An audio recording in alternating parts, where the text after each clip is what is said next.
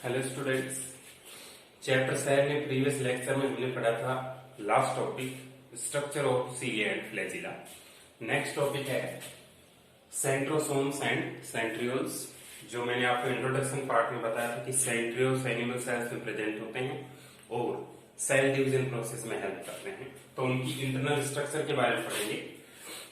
Centrosome is an organelle that generally have two cylindrical structures called centrioles. एक centrosome में दो cylindrical structures एक दूसरे के परपेंडिकुलर अरेंज्ड होती हैं, उनको हम सेंट्रियोल बोलते हैं। Centrioles are surrounded by amorphous pericentriolar material. Centriole के चारों तरफ, ये सेंट्रियोल की मैंने स्ट्रक्चर बनाई है, इसके चारों तरफ जो स्ट्रक्चर होती है वो होती है मेसुले और pericentriolar bodies, pericentriolar material. Centrioles arrange in perpendicular manner and form organization like cartwheel. एक सेंट्रोसोम में सेंट्रियोल एक दूसरे के परपेंडिकुलरली अरेंज होते हैं और एक सेंट्रियोल की इंटरनल स्ट्रक्चर में ऐसा व्यू दिखाई देता है जैसे कार्ट व्हील, जैसे बैलगाड़ी के जो पहिया होता है बड़ा सा, उसके अंदर जो रोज होती है, उसकी जो बनावट होती है, उस तरह की स्ट्रक्चर हमें सेंट्रियोल में दिखाई देती है। They are usually made up of 9 evenly spaced peripheral fibrils, that is triplet. सीलिया और फ्लैजिला में पेरीफेरी की तरफ प्रेजेंट थे डबलेट, माइक्रोट्यूब्यूल के डबलेट, और कितने थे? 9 थे। तो यहाँ पर माइक्रोट्यूब्यूल के ट्रिपलेट हैं, वो 9 हैं। Of tubular protein, hence 9 + 0 arrangement. Centre में कोई भी नहीं होती, इसलिए 0, और पेरिफेरल है 9। सीलिया फ्लैजिला में 9 + 2 अरेंजमेंट था, यहाँ पर 9 + 0। Central hub is connected with peripheral tubules bye radial spokes, वहां पर भी रेडियल स्पोक्स थे, यहाँ पर भी हैं। फंक्शन है help in formation of cilia and flagella, cilia और फ्लैजिला का फॉर्मेशन करते हैं। Help in formation of spindle fibres during cell division for chromatid separation. Cell division topic में हम पढ़ेंगे कि जब एक क्रोमोसोम डिवाइड होकर दो अलग अलग डॉटर सेल्स में जाता है, तो क्रोमोसोम के जो दो पार्ट बन गए टूटने पर, उनको हम क्रोमेटिड्स बोलते हैं। उन क्रोमेटिड्स को दो अलग अलग डॉटर न्यूक्लियाई में ट्रांसफर करने का काम किसका होता है? सेंट्रियोल का होता है। ठीक है, तो ये सेंट्रियोल के स्ट्रक्चर और फंक्शन के बारे में है ये डायग्राम। 9 तो ये हो गई ट्रिपलेट, ये सेंट्रल, इसके रेडियल स्पोक जो अरेंज हो रहे हैं ये पेरीसेंट्रियोलर बॉडीज हैं, और जो दो को कनेक्ट कर रहा है वो होता है कनेक्टिव। ठीक है, डायग्राम बनाना है और ये लिखना है सारा।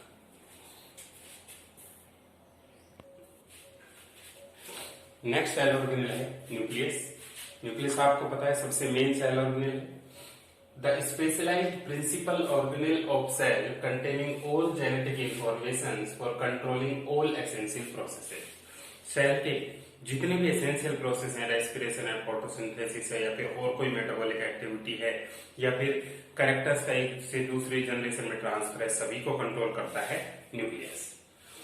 Nucleus was discovered by Robert brown and contains double membrane. ये एक डबल मेम्ब्रेनस स्ट्रक्चर है जो कि यूकैरियोटिक सेल्स में ही प्रेजेंट होती है। The thread like structure chromatin was named by Flemming. This is stained by basic dyes. Nucleus को basic dye से स्टेन किया जाता है, और न्यूक्लियस के स्ट्रक्चर में जो थ्रेड लाइक स्ट्रक्चर होती है उसको बोलते हैं क्रोमेटिन, या फिर क्रोमेटिन मटेरियल, जो टर्म दी थी फ्लेमिंग ने। Nucleus occur in eukaryotic cells except human RBCs and cell tube cells of plants. सभी सेल्स में प्रेजेंट होता है न्यूक्लियस एज ए कंट्रोलर, लेकिन मैच्योर्ड ह्यूमन आरबीसी और सीयू ट्यूब सेल्स में एब्सेंट होता है। मैच्योर्ड ह्यूमन आरबीसी में न्यूक्लियस एब्सेंट होता है, न्यूली फॉर्म्ड ह्यूमन आरबीसी में न्यूक्लियस प्रेजेंट होता है। ठीक है। Multinucleated condition is called sinusoidal condition. For example, skeletal muscle, some fungi, और भी है। मतलब जब एक सेल में एक से ज्यादा न्यूक्लियस हो तो उसको बोलते हैं मल्टीन्यूक्लिएटेड कंडीशन। जैसे हमारी स्केलेटल मसल, वॉल्यूंटरी मसल्स होती है, उनके अंदर, कुछ फंजाई के अंदर ऐसी स्ट्रक्चर मिलती है, ऐसी कंडीशन मिलती है। The densely packed structures in nucleus are called nucleolus. यहाँ पर ये न्यूक्लियोलस है। Ribosomes are formed hence called ribosome factory. ये जो अलग से स्ट्रक्चर दिखाई दे रही है न्यूक्लियस के अंदर, ये न्यूक्लियोलस होती है, इसके अंदर राइबोसोम बनते हैं, इसलिए इसको हम बोलते हैं राइबोसोम फैक्ट्री। फंक्शन क्या क्या है न्यूक्लियस के? स्टोर्स इंफॉर्मेशन और सेलुलर मेटाबॉलिज्म, जितने भी मेटाबॉलिक एक्टिविटीज हैं उनको कंट्रोल करना। Stores hereditary information of the cell, एक जनरेशन से दूसरी जनरेशन में कैरेक्टर्स के ट्रांसफर को कंट्रोल करता है। इट इंड्यूसेस जेनेटिक वेरिएशंस, एक से दूसरी जनरेशन जब बनती है वो अपने पेरेंट से थोड़ी अलग होती है, तो वो अलग होने का प्रोसेस कंट्रोल होता है न्यूक्लियस से ही। Involve in cell division and reproduction, जब एक सेल डिवाइड होती है तो न्यूक्लियस भी डिवाइड होकर दो हो जाता है, ठीक है। और रिप्रोडक्शन में भी commonly called brain of the cell, brain of the cell बोलते हैं। डबल मेम्ब्रेन है, कहीं कहीं पर ये मेम्ब्रेन डिसकंटिन्यूअस है, उसको न्यूक्लियर पोर बोलते हैं। न्यूक्लियर पोर का फंक्शन है न्यूक्लियोप्लाज्म और साइटोप्लाज्म के बीच एक्सचेंज करना सब्सटेंसेस को। न्यूक्लियोलस डेंस बॉडी है जो कि राइबोसोम फैक्ट्री है। दो न्यूक्लियर मेम्ब्रेन्स को मिलाकर बोलते हैं न्यूक्लियर एनवेलप, और इन मेम्ब्रेन्स के बीच जो स्पेस होता है उसको बोलते हैं पेरी न्यूक्लियर स्पेस, ठीक है। Thread like structure chromatin material, और लिक्विड पार्ट होता है न्यूक्लियोप्लाज्म। एक न्यूक्लियस के अंदर जब सेल डिवाइड नहीं कर रही है, यानी कि रेस्टिंग फेज में है, तब तो क्रोमेटिन मटेरियल दिखाई देता है, और जब सेल डिवाइड करने वाली होती है तो यही क्रोमेटिन मटेरियल क्रोमोसोम में कन्वर्ट हो जाता है, ठीक है। तो हम नेक्स्ट टॉपिक क्रोमोसोम, उनकी स्ट्रक्चर और टाइप्स पढ़ेंगे, इसको नोट करें और डायग्राम बनाएं।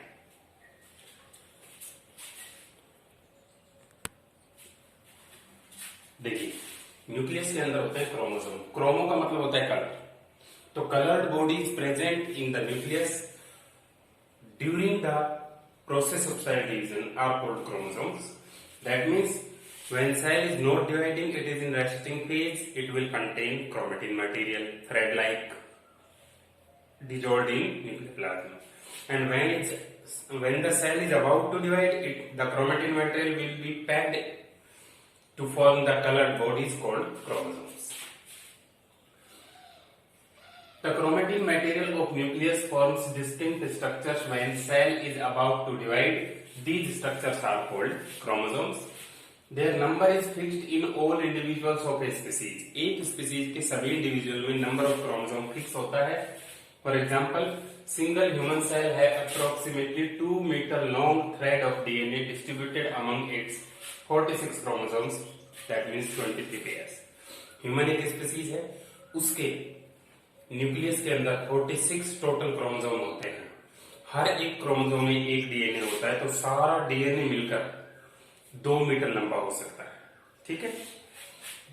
Chromosome is equal to 1 DNA plus protein, मतलब हर क्रोमोसोम में एक डीएनए होता है, तो ह्यूमन की एक सेल के अंदर 46 डीएनए हो गए। डीएनए और प्रोटीन का रेशियो 1:1 होता है क्रोमोसोम में। क्रोमेटिन मटेरियल कैसे अलग है? उसमें डीएनए, ये वाली प्रोटीन हिस्टोन प्रोटीन है, बेसिक प्रोटीन है, आरएनए और नॉन हिस्टोन, चारों चीजों से मिलकर क्रोमेटिन बनता है। Each chromosome have a primary constriction which have centromere. Primary constriction एक क्रोमोसोम में ये स्पेस, ये जगह है, इसको बोलते हैं, और यहाँ पर प्रेजेंट होता है सेंट्रोमियर। सेंट्रोसोम नहीं है, सेंट्रोमियर है, तो तीनों चीजें अलग अलग होगी, सेंट्रोसोम, सेंट्रियोल और सेंट्रोमियर। सेंट्रोमियर जो स्ट्रक्चर है, अब आप ये क्रोमोसोम की स्ट्रक्चर देखें, इसमें जो 2 आर्म है, एक ऊपर वाली आर्म और एक नीचे वाली आर्म, इनको तो हम बोलते हैं क्रोमेटिड। मतलब एक क्रोमोसोम में होते हैं 2 क्रोमेटिड्स। एक क्रोमोसोम में जो थ्रेड लाइक स्ट्रक्चर है ये डीएनए होता है, एक क्रोमोसोम में एक ही डीएनए है, ये ही हर तरफ ऐसे घूम रहा है, ठीक है। इस क्रोमोसोम में ये प्राइमरी कॉन्स्ट्रिक्शन है जहां पर क्रोमेटिड्स आकर जुड़ रही है। इस प्राइमरी कॉन्स्ट्रिक्शन में ये राउंडेड स्ट्रक्चर है, ये तो सेंट्रोमियर है, वो वहां पर बताया मैंने, और इसके अंदर ये जो डिस्क शेप्ड स्ट्रक्चर है ये है काइनेटोकोर, ठीक है। काइनेटोकोर का क्या फंक्शन है कि जब ये सेल डिवाइड करेगी तो ये क्रोमोसोम ऊपर वाली क्रोमेटिड एक सेल में जाएगी, नीचे वाली एक में जाएगी, ठीक है। तो इन काइनेटोकोर से क्रोमेटिड्स जो काइनेटोकोर है उनसे आके स्पिंडल फाइबर्स अटैच होंगे, जो तोड़ के इसको नीचे की तरफ ले जाएंगे, इसको ऊपर की तरफ ले जाएंगे, तो अटैचमेंट साइट हो गई, ठीक है। ये प्राइमरी कंस्ट्रिक्शन यानी कि सेंट्रोमियर क्रोमोसोम में बिल्कुल सेंटर में हो ये जरूरी नहीं है, ये क्रोमोसोम में अलग अलग पोजीशन पर प्रेजेंट होता है। तो सेंट्रोमियर की पोजीशन की बेसिस पे क्रोमोसोम 4 टाइप के होते हैं। किसी में यहाँ है, किसी में यहाँ भी प्रेजेंट हो सकती है, तो ये आर्म तो लंबी हो जाएंगी, ये छोटी हो जाएंगी। किसी में यहाँ प्रेजेंट हो सकती है, ये बहुत ज्यादा लंबी हो जाएंगी, ये बिल्कुल छोटी हो जाएंगी, और किसी में बिल्कुल एंड पर प्रेजेंट हो सकती है। ठीक है, तो सेंट्रोमियर की पोजीशन के बेसिस पे क्रोमोसोम्स के 4 टाइप हैं, वो मैं डायग्राम बना रहा हूँ। 4 टाइप और फंक्शन लिखूंगा, ये बढ़िया।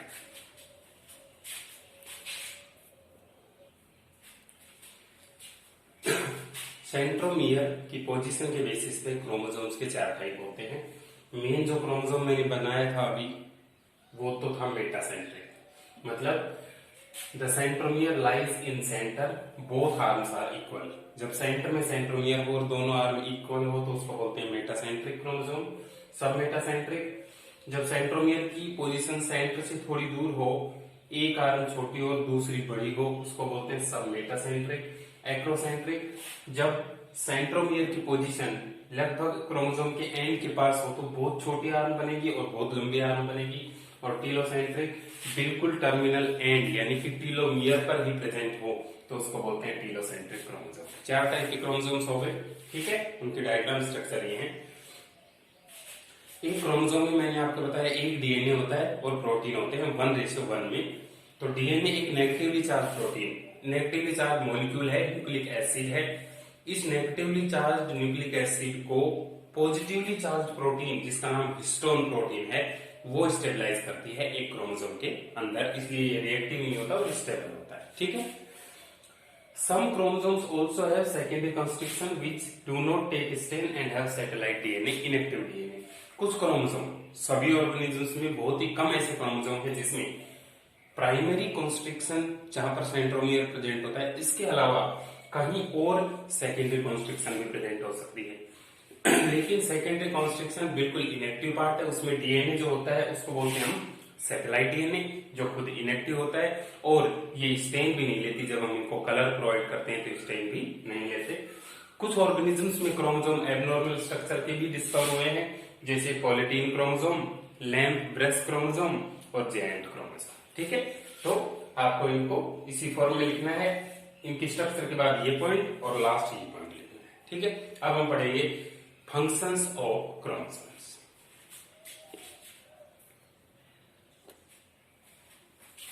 Functions of chromosomes, control cellular differentiation. Differentiation का मतलब होता है एक डिवाइडिंग सेल से परमानेंट सेल बन जाना, जिसको एक स्पेसिफिक फंक्शन मिल जाता है। तो डिवाइडिंग से परमानेंट बनने को कंट्रोल करते हैं उसके chromosomes. Contains all hereditary information located in the genes. Chromosome के अंदर डीएनए होता है और डीएनए के जो सेगमेंट है उनको हम जीन बोलते हैं।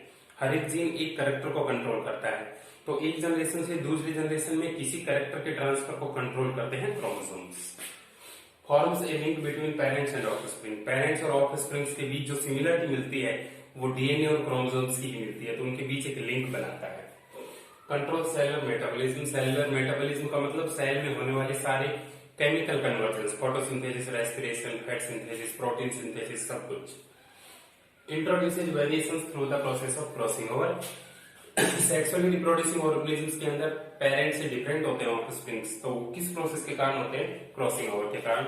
ये क्रॉसिंग ओवर प्रोसेस क्रोमोसोम या डीएनए में वेरिएशन लाता है, ठीक है। तो ये क्रोमोसोम के फंक्शन कंप्लीट। लास्ट टॉपिक इस चैप्टर का है microbodies. These are membrane bound cytoplasmic elements that are composed of enzymes and other substances.